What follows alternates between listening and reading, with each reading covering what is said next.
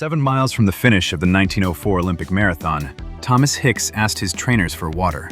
They refused. They gave him strychnine and a raw egg instead. Strychnine is a poison. That sounds fake. It isn't. He won the gold medal. The race began in St. Louis on August 30th, 1904. About 30 runners started. 14 finished. The temperature was 90 degrees in the shade. They had 40 kilometers ahead of them. Much of the route ran over country roads, inches deep in dust. The course had 7 hills, stretches of cracked stone, and automobiles carrying officials, doctors, trainers, and reporters. Every passing car threw more dust over the runners. The vehicles repeatedly obscured the road and choked the people they were following. After the stadium, the course offered one official source of fresh water, a well about 12 miles in. One well for 40 kilometers. The conditions hit the entire field. Felix Carvajal ran in heavy street shoes and trousers cut off at the knees. He chatted with people along the route, snatched 2 peaches from an official automobile, and finished 4th.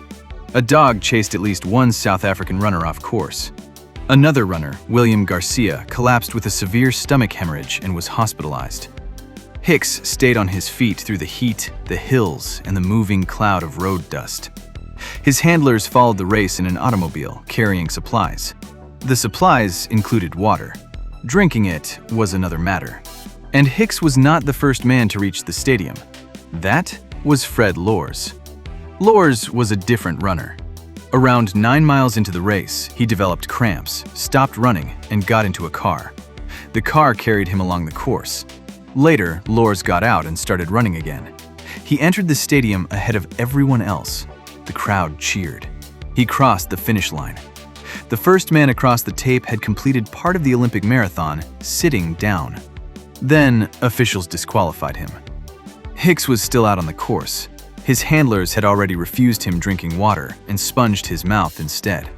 7 miles from the stadium, one of those handlers, Charles Lucas, gave him 1/60th of a grain of strychnine sulfate, followed by the white of 1 egg. Lucas wrote all of it down. This was not sabotage. In 1904, small doses of strychnine were used as a stimulant. His handlers thought they were giving him the period equivalent of a quadruple espresso.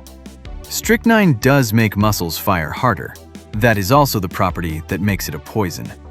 No brandy yet. That came later.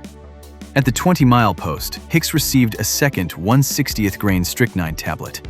Then 2 more eggs. Then a sip of brandy.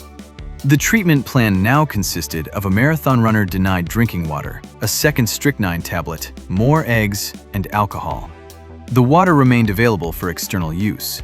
Hicks's handlers carried warm water on their steam automobile and used it to bathe his head and body. Near the final 2 hills, they gave him 2 more eggs, more brandy, and more warm water on the outside. The water got a ride. Hicks did not. By then, Hicks was ashen and moving mechanically. He hallucinated that the finish was still 20 miles away.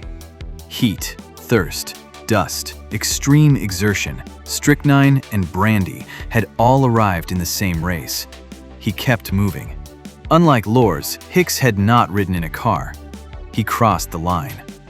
4 doctors examined him before he could take the trophy. About an hour later, he left for the Missouri Athletic Club.